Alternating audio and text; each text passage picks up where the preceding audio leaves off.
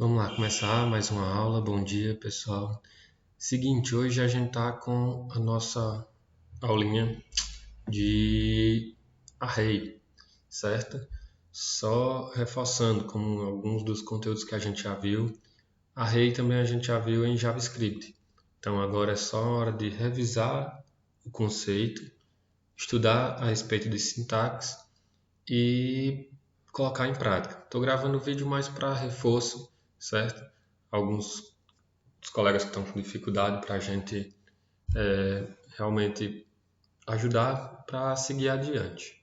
Então, é o seguinte, nos primeiros slides aí, então explicando um pouco o que é array, certo?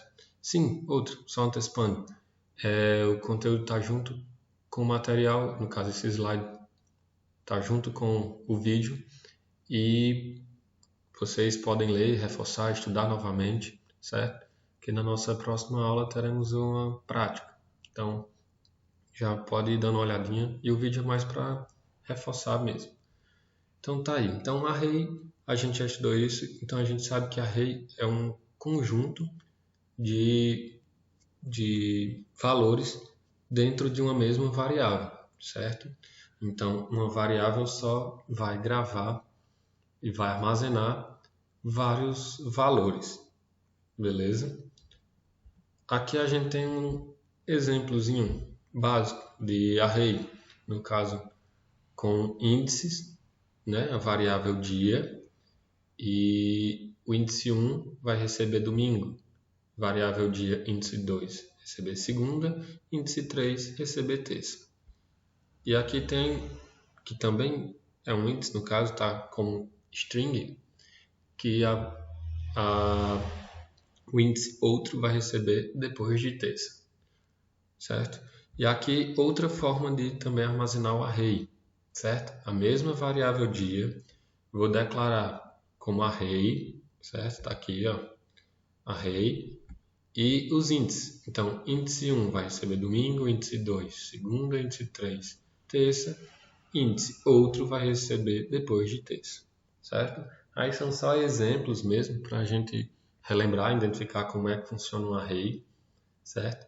Isso aqui não é novidade para a gente já viu, só é novidade na questão da linguagem de PHP, mas não muda muita coisa. Em, em arrays, naquele exemplo anterior que eu acabei de mostrar a vocês, cada um tinha um índice, certo? Como prática geral, como default, quando a gente não coloca o índice, né, como estava no exemplo anterior, ele vai assumir que o primeiro valor, no caso, o primeiro índice, vai receber zero, certo? Então ele começa a contagem 0, 1, 2 e aí vai. Então quando eu não defino qual é o índice que ele vai receber, vai ser atribuído, isso recebe como padrão o zero. Tá ok? Vamos seguir adiante. Um pouquinho de texto. O que é um array? Uma variável escalar é uma localização identificada com um nome em que é armazenado um valor.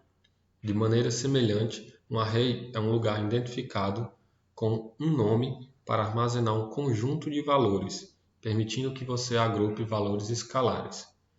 No slide adiante tem um exemplozinho básico, certo? Por isso que já está explicando aí questão de linhas e tudo, só para a gente realmente ir fixando.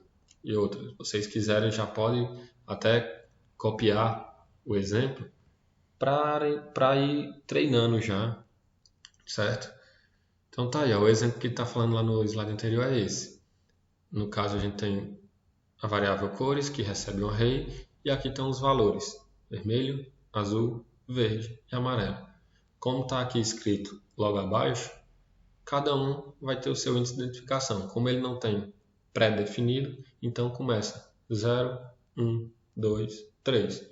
Esses são o número dos índices, como está aqui embaixo. Do jeito que está aqui, ele vai escrever cada um desses nomes de cores, como não tem nenhum BR também, vai escrever um ao lado do outro. Então, primeiro escreve vermelho, depois azul, verde e amarelo, certo? Vamos lá. Os valores armazenados em um array são chamados de elementos do array. Cada elemento do array tem um índice associado, também denominado chave, ou índice, né, como eu já estava falando, que é utilizado para acessar o elemento. Os arrays, na maioria das linguagens de programação, têm índices numéricos, que geralmente iniciam em 0 ou 1. O PHP permite o uso de números e strings como índices de array. É possível usar arrays da maneira tradicional, indexada numericamente, ou agrupar as chaves para que a indexação seja mais significativa e útil. Está aqui um outro jeito, digamos assim, de escrever, certo? O array é um outro exemplo, mas uma forma distinta. Aí vai também de acordo com a sua questão de organização, como você preferir fazer. Se não me engano, já mostramos com esses 3 modos de escrever um array. Aí fica a seu critério. Então está aqui, declarada o nome da variável, declarei que isto é um array, certo? Abro o parênteses e aqui tem uns índices. Índice 1 vai receber laranja, índice 2 maçã, índice 3 uva. E aqui em listas eu coloco que eu peço para escrever, no caso, fruta que está na posição 1, fruta que está na posição 2, fruta que está na posição 3. E aí ele vai escrever um abaixo do outro, e nesse caso ele coloca o BR, certo? Arrays associativos. Os arrays associativos são chamados assim por possuírem uma chave de acesso para cada posição. Abaixo iremos criar um array associativo para exemplificar sua utilização. Pronto, então ele explica aí o exemplo, né, que vem a seguir, que vem adiante no próximo slide, certo? E vamos lá dar uma olhadinha. Pronto, tá aqui, ó. A questão do array associativo é o seguinte. Isso aqui já é assunto novo, então peço que prestem um pouquinho mais de atenção. Primeiro, ele colocou aqui que os índices agora não têm valores numéricos, e sim valores em strings. Então tá aqui, ó. A variável frutas está na posição cor, a variável frutas está na posição sabor, posição formato e posição nome, certo? Em cada um desses, ele vai colocar um valor a ser recebido. Então, aqui são as posições, como a gente está acostumado a usar os valores numéricos, certo? O que está entre colchetes são posições. O que vem depois do símbolo de igualdade são os valores que essa posição recebe, certo? Então, a questão do array associativo vem para isso aqui. Lembram que eu acho que na aula de estrutura de controle e repetição, eu simplesmente citei o for each, certo? E eu disse, ó, quando for lá na hora de arrays, a gente vai ver isso aqui um pouquinho melhor. Pronto, então chegou o momento. O for each é uma estrutura de repetição para arrays, certo? O que é esses arrays associativos? No caso, eles, nesse exemplo aqui, vamos usar, a variável frutas é a única variável pré-existente aqui. Foi declarada, foi usada, foi criada valores, certo? Pronto, então, essa variável frutas, a gente vai fazer o seguinte. O for each ele age da seguinte forma. O que antes era frutas, né, como está aqui, ó, certo? Agora, com s, eu transformo ela em 2 variáveis. Essas variáveis não são pré-existentes. No caso, a gente cria é como se eu estivesse desmembrando, no caso, quebrando mesmo essa variável em 2. Eu estou transformando. Antes era só frutas. agora vai ser chave e frutas.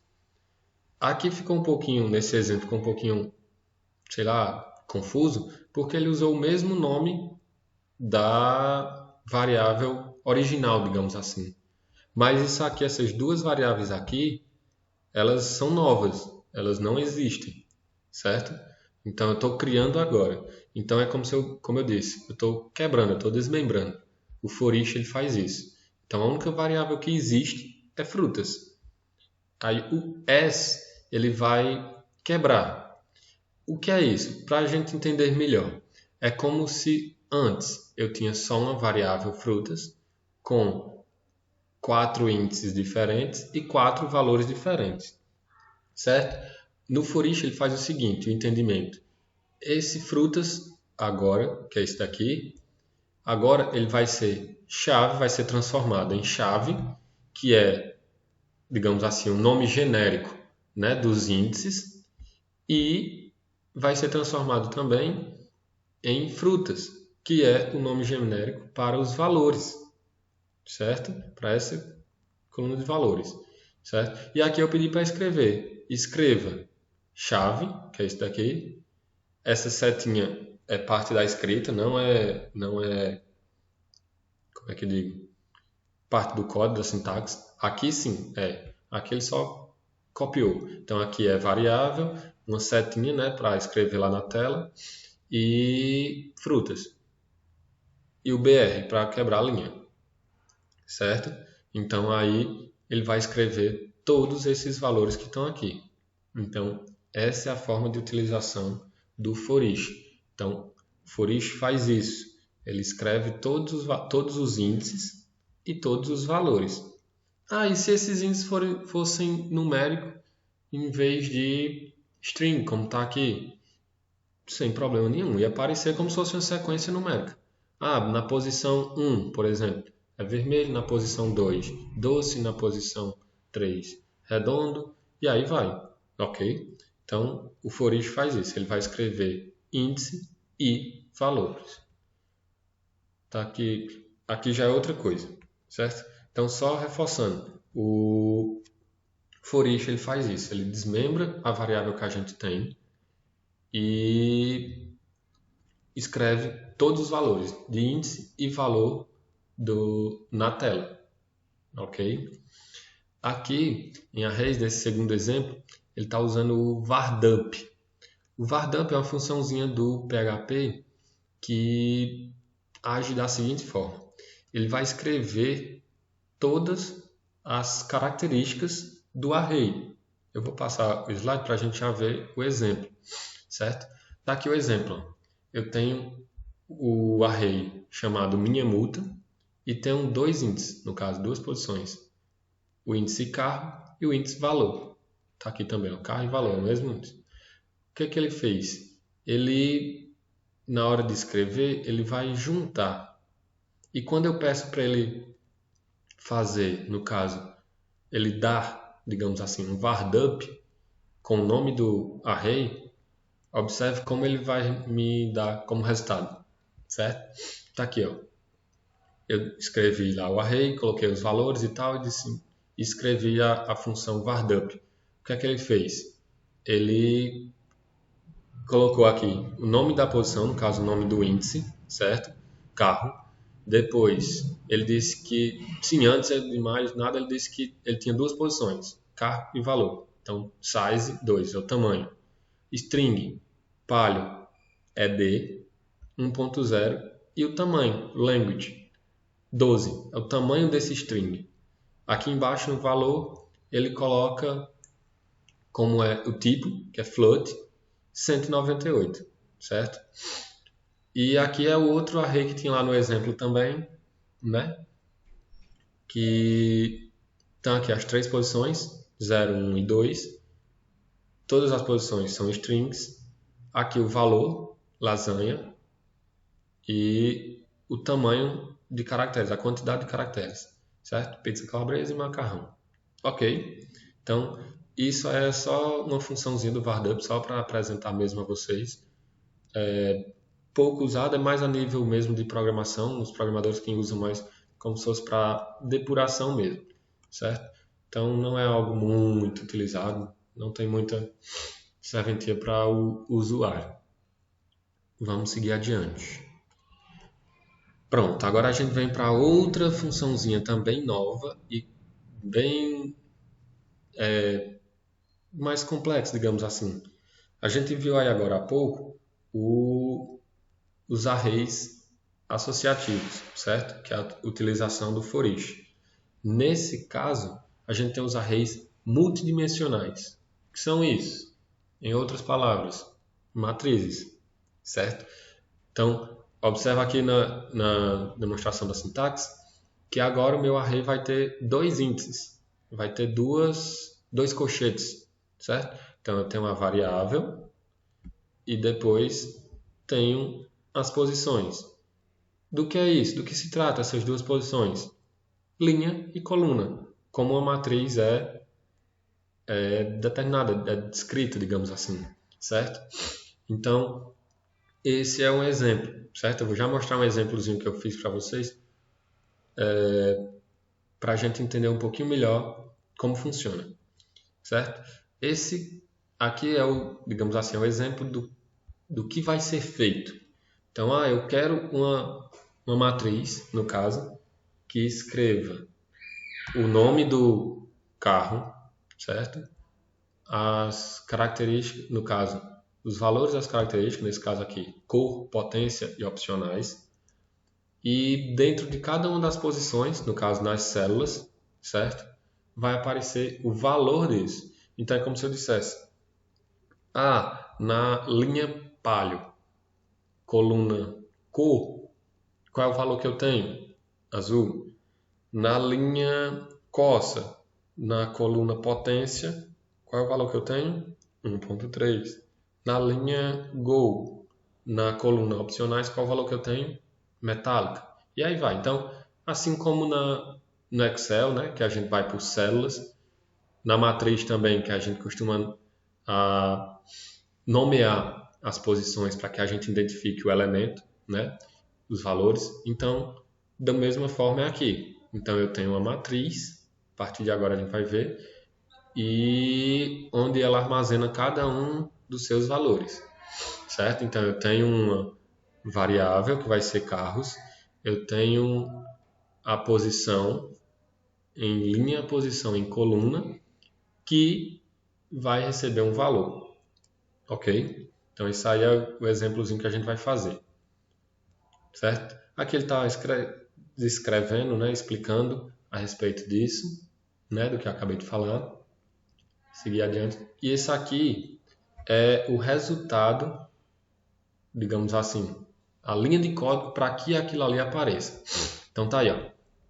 Variável carros, certo? Tá aqui, então eu só tenho uma variável, no caso, minha matriz, né?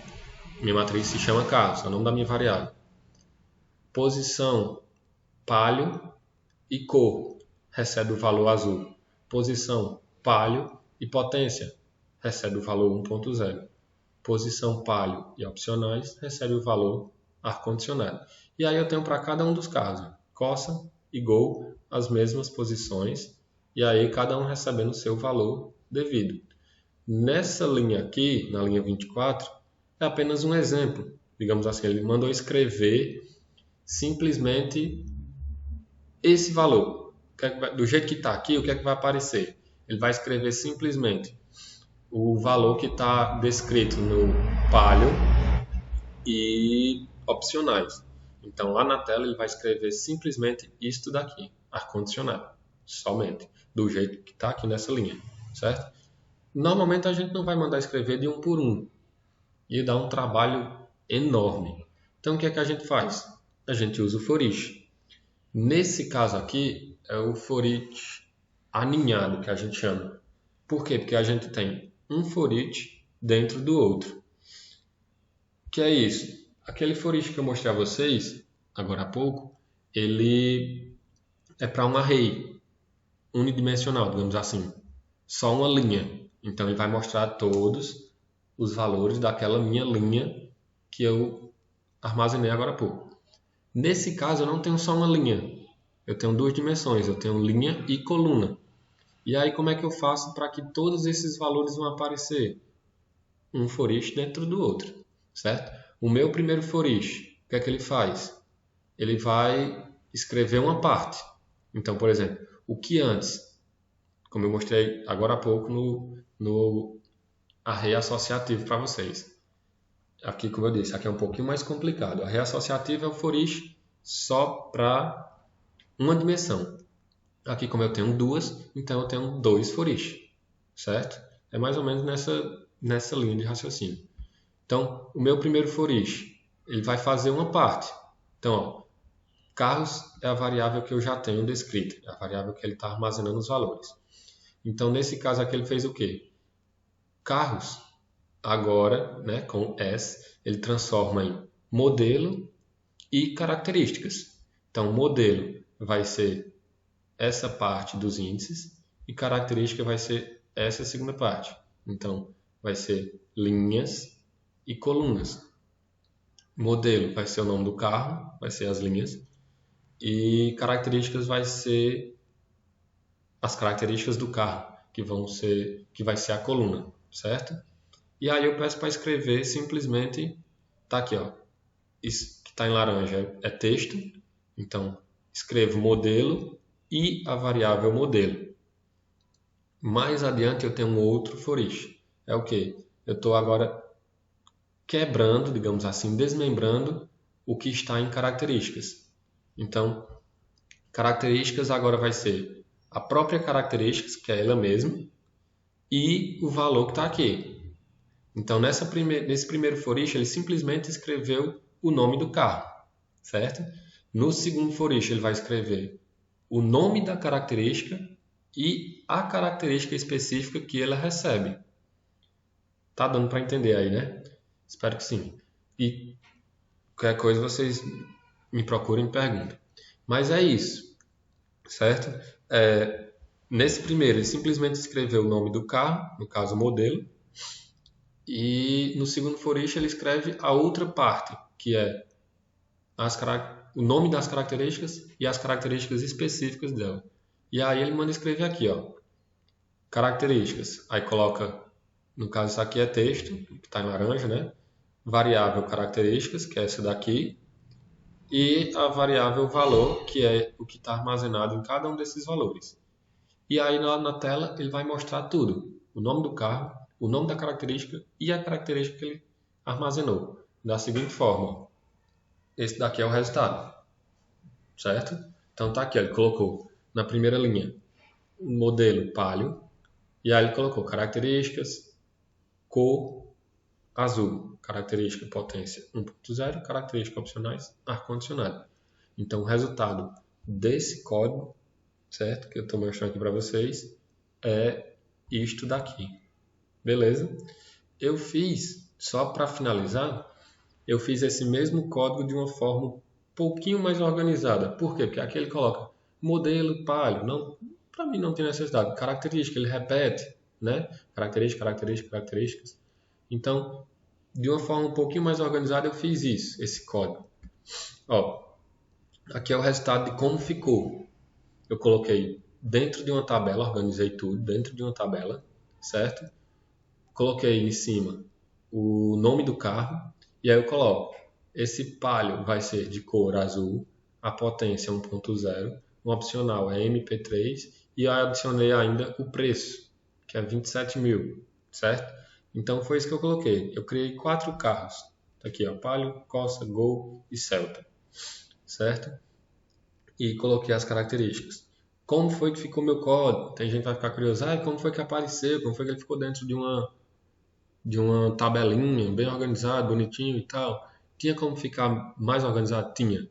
Mas digamos assim, eu fiz de uma forma mais improvisada, mais rápida e tal, para demonstrar a vocês. E aí fiz isso. Poderia mexer mais, implementar mais, mas o resultado poderia até sair melhor. Mas tá aí, só para demonstração. É isso. Então, dentro de uma tabelinha, coloquei cada elemento, certo? E seus valores. O código está aqui, certo? no caso, eu só separei só para dar a entender, ficar mais fácil da gente entender. Porque é uma coisa só, é uma matriz. Então tá aqui, todos têm o mesmo nome, ó, todos são carros, certo? Na posição palio, cor, tá aqui o valor. Então aqui, ó, eu tenho 4 carros, certo? Dentro da linha palio, eu tenho a coluna potência, cor, opcional e preço, e cada um dos valores indicados. E aqui do mesmo jeito.